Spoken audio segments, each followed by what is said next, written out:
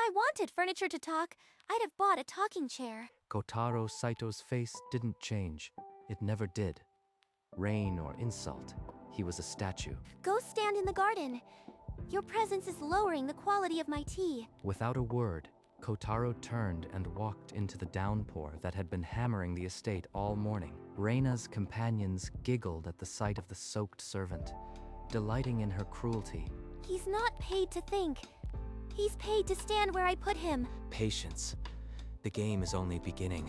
Upstairs, Lady Yuki Mochizuki watched through a crack in the curtain, her eyes cold and calculating. Beneath his soaking glove, Kotaro's fingers curled around a ring he had never shown anyone. He would stand there until the last guest left, the rain plastering his hair to his forehead, his eyes half-lidded and unreadable. 3 nights later, the estate blazed with chandeliers and laughter. Reina held court in crimson silk, her friends clinging to her every word. Look, the furniture moves. Have you come to tell me it's past my bedtime? Miss Reina, your father requested you retire by 11. Then, let me give you a taste for your trouble. The wine splashed across his face. Kotaro didn't flinch. He produced a handkerchief and dabbed at his lapel with mechanical precision. She doesn't know what she's pouring on. An hour before dawn, a young servant girl walked a dark corridor and froze. There, by a window, Kotaro stood motionless, one hand pressed against his coat as if protecting something. The maid had seen enough. She hurried away, her heart pounding, convinced the bodyguard was hiding a secret. That bodyguard is too composed. He's been here 6 months and never once complained. That's unnatural. But if I move against him without proof, the scandal could uncover my own secrets. So she waited. The household buzzed with whispers, but Yuki only watched and plotted. A week later, at a formal banquet, Reina mingled with nobles, her laughter echoing through the chamber. A drunken lord grabbed Reina's wrist. Before she could scream, Kotaro moved, fluid as water, locking the man's arm and forcing him to his knees. Release the lady. Now. How dare you touch me? Get out of my sight, you incompetent fool! Kotaro released the noble and withdrew without a word, his expression unchanged. The crowd whispered. Across the city, in a dusty legal office, Hiroshi Yamamoto opened a faded file. Inside lay a photograph, a young boy in peasant clothes, his face a mirror of Kotaro's. The lawyer's hand paused. Could it be? The boy the grandfather spoke of. He survived?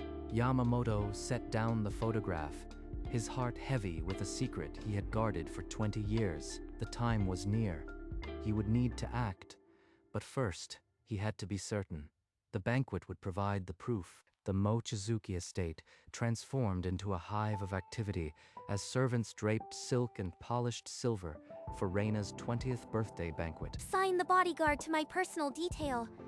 I want him standing right beside me all night. Kotaro heard the order from the corridor.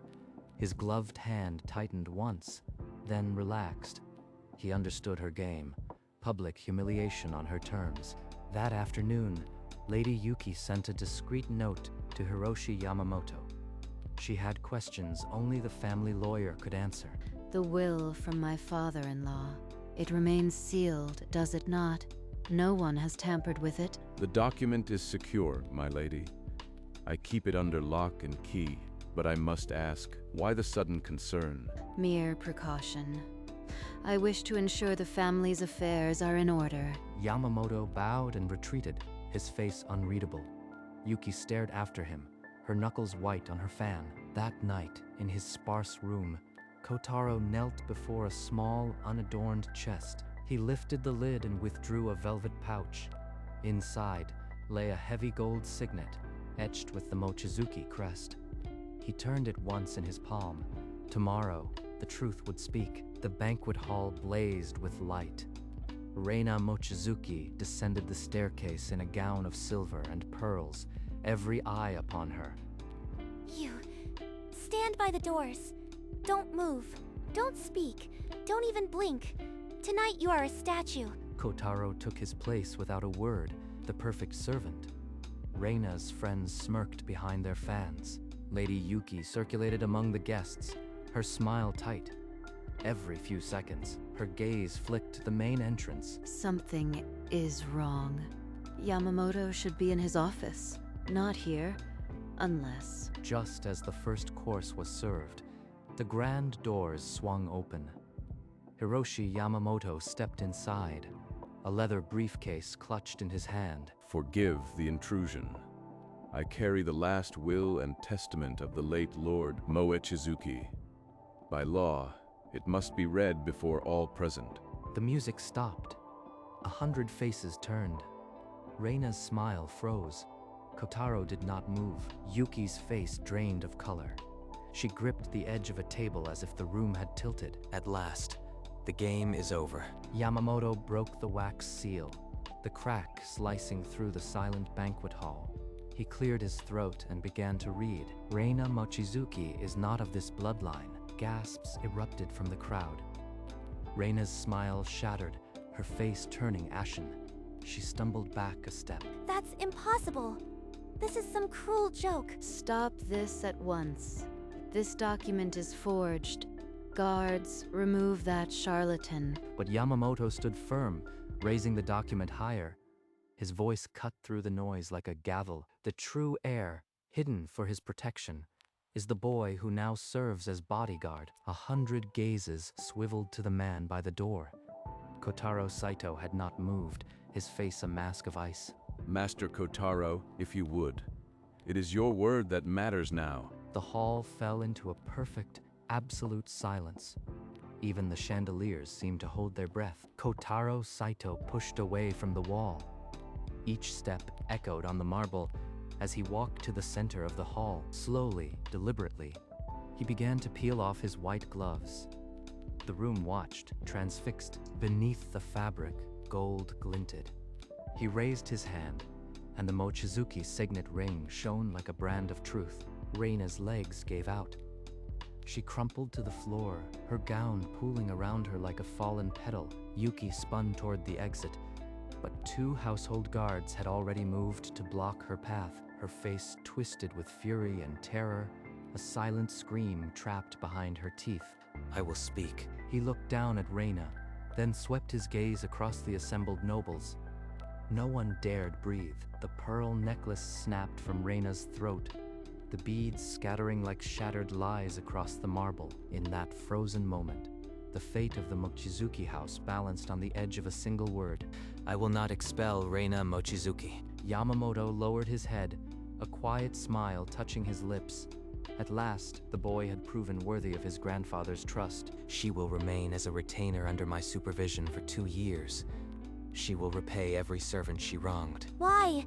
Why would you spare me? After everything I did. Kotaro did not answer. His face was a wall, and behind it, a motive she could not yet fathom. Mercy. Number. He knows. He's not doing this out of kindness. He knows what I am. The nobles exchanged stunned glances. Expulsion was expected. This was an enigma. Your time of privilege is over. You will learn humility, one chore at a time. Reina lowered her head to the cold marble. She had no right to argue, and no strength left to try. As guards led Yuki away, terror burned in her chest. He hadn't exposed her yet, but the blade was poised. At dawn, Reina donned a simple gray uniform and was led to the servants' quarters. The maids stared, their eyes cold with years of remembered slights. She was handed a brush and bucket. The grand hall, still littered with banquet debris, became her purgatory. From the balcony above, Kotaro watched.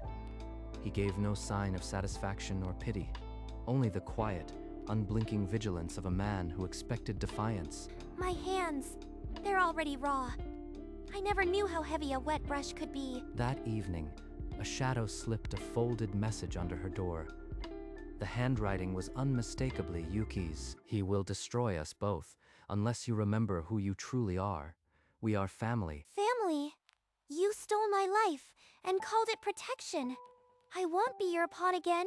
With cracked, raw fingers, she tore the note in half and dropped it into the wastebasket. Later, Kotaro passed by the servants' quarters. He saw the torn pieces in the bin and paused, barely a flicker, before continuing on. The first day ended not in tears, but in a wary quiet.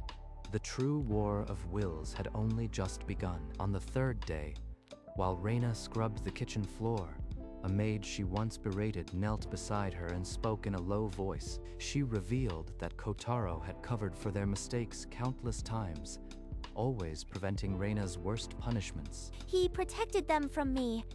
All this time, I was the enemy. Another servant added that after the wine incident, Kotaro had personally ensured no one gossiped about it, to spare the household. And I called him furniture. What kind of monster am I? In her chambers, Yuki summoned Kotaro. Her eyes burned with desperation and fury. Do you think this is over, stable boy? One rumor from me and the scandal will bury you. Kotaro's smile was ice. He drew a folded document from his vest and handed it to her without a word. The true family register. Her name appeared beside his, identified as his biological aunt. Her face turned to ash. A strangled cry escaped her. Kotaro's voice was a blade. Now you understand why your survival depends on my silence. Kotaro leaned closer to Yuki, his voice dropping to a deadly whisper. If I expose you, the Moekizuki name crumbles. I protect this house, not your life. Remain useful and silent. Yuki's trembling fingers loosened. She had no cards left to play. He ordered her confined to her chambers indefinitely. The lock clicked shut with a finality that echoed through the corridor.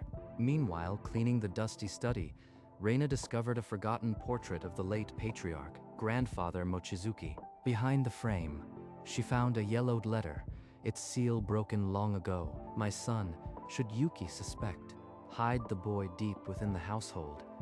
She must never know he lives. So the grandfather planned it all, and I was just a shield for his true heir. Her hands shook.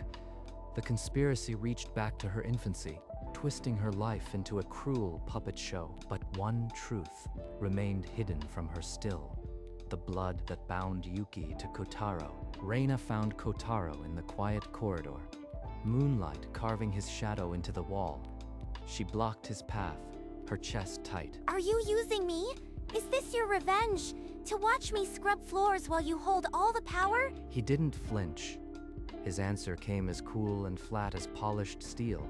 If I wanted revenge, you'd be on the streets. This house must not fall. He turned to leave, but she lunged forward and caught his wrist, her fingers brushing the heavy signet ring. He stiffened, every muscle in his body going rigid as stone. For a single heartbeat, his mask slipped.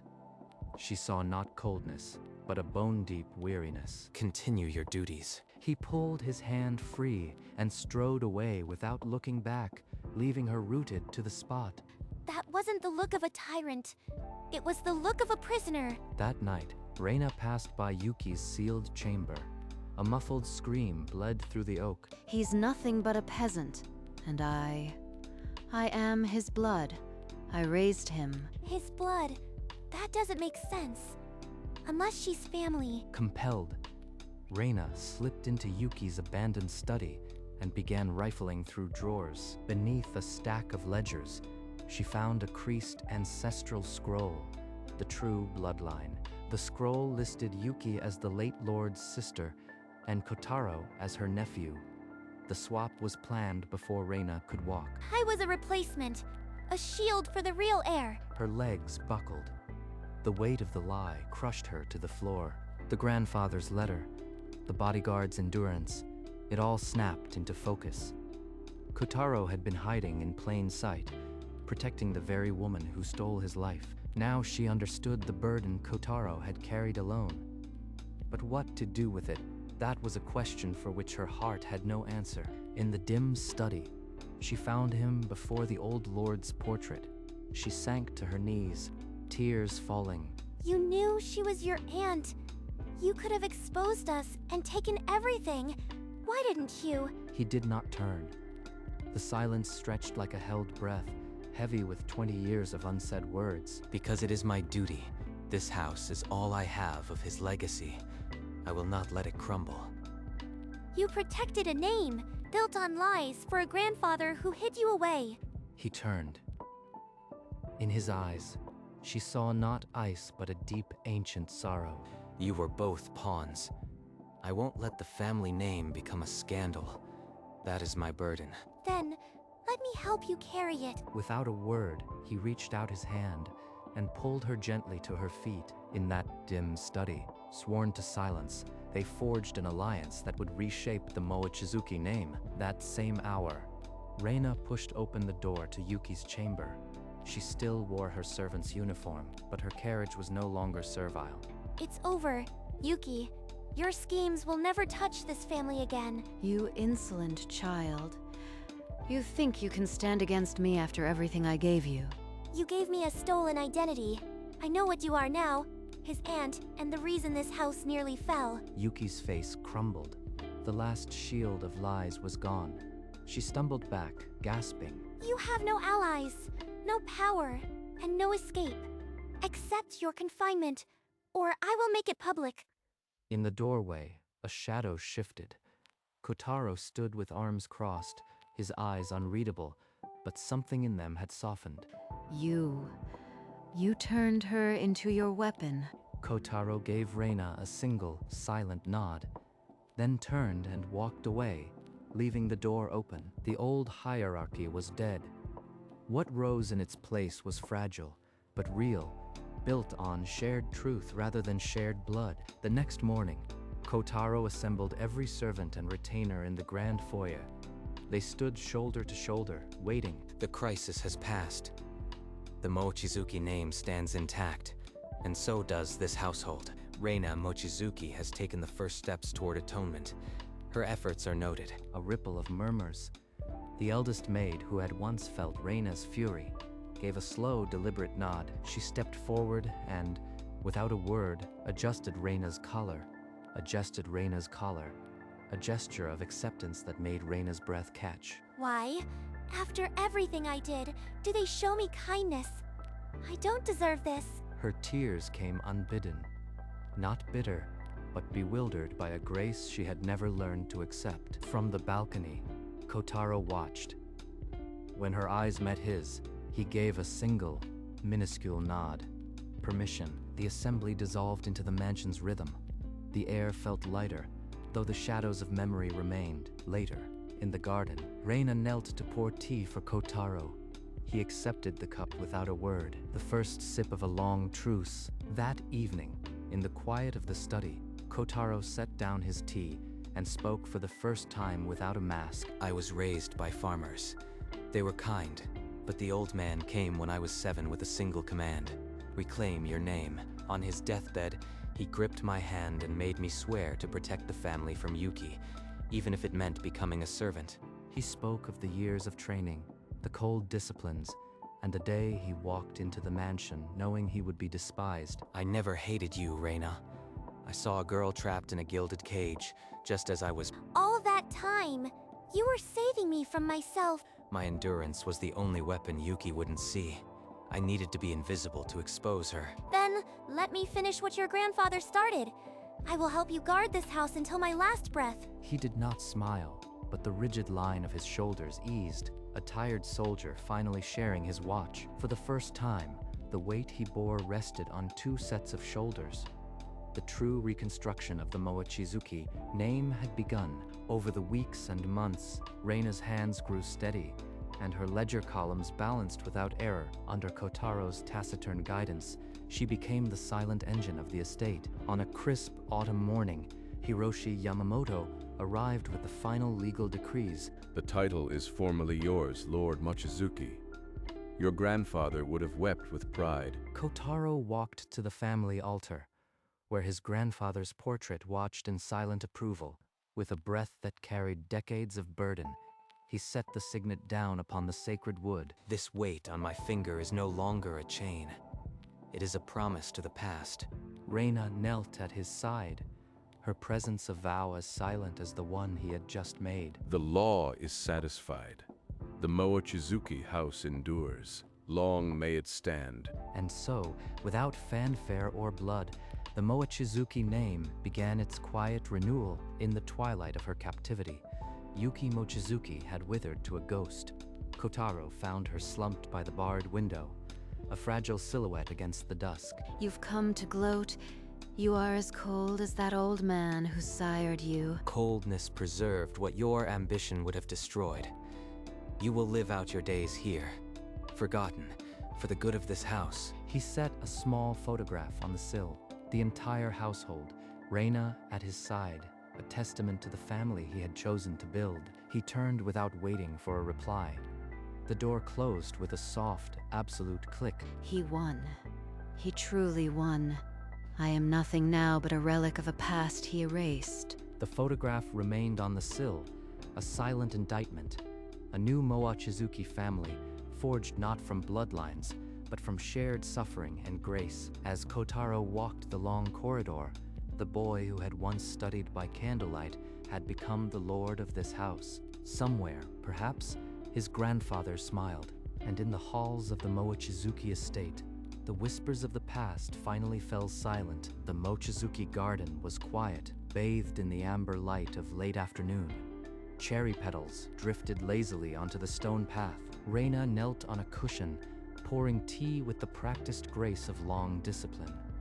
No pearls adorned her neck, only a quiet smile. Kotaro accepted the cup with a nod, his presence softening the silence. From the distant courtyard came the faint hum of the working staff. Do you ever hate me still? He paused, cup half lifted, and for a moment the only sound was the rustle of cherry leaves. Hate is a luxury a servant doesn't have. A servant. He still sees himself in that role. And yet, that is his freedom. She smiled at him over the rim of her cup, and for the first time, he answered with the faintest curve of his own lips. The garden drank in the silence, and the world outside seemed very far away, in the space between duty and understanding. The Mochizuki name found its truest air. The mansion breathed in the quiet of late afternoon. The altar held the ring, and the grandfather's portrait watched over the stillness. Reina walked alone, her soft footsteps the only sound in the polished corridors. She paused at the threshold of the old banquet hall, dark, empty, the chandeliers unlit. Beneath a forgotten chair, a single pearl glinted, a stray remnant of that fateful night. She knelt and picked it up.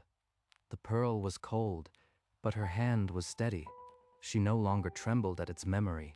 Carrying it to a dusty windowsill, she set the pearl where the fading sun caught its iridescence, a final, quiet offering to a past that could no longer claim her. She turned away and walked toward the distant sound of voices, the staff preparing the evening meal. The pearl remained behind, a jewel no longer needed, its weight lifted from her soul. The mansion settled into the evening hush. Whole at last, as the last daylight bled across the sky, Kotaro stepped onto the grand balcony, the autumn breeze stirring the hem of his dark coat. Below, the gardens lay in perfect stillness, every hedge and path orderly, a testament to the peace he had forged from a life of hidden war and silent endurance. Quiet footsteps. Reina joined him, her uniform crisp, her bearing calm. They stood without words, for they had no need of them now. The weight of the past had become a foundation beneath their feet, not a chain. Behind them, the great Mochizuki crest stood watch, carved in ancient stone, golden in the dying light. Some inherit blood, others earn their name, and in the end, the Mochizuki house endured, not through cruelty or birthright, but through the silent will of a servant who became its truest heir. The light ebbed away, and the crest faded into shadow, leaving only the quiet, dark, and in that darkness there was peace.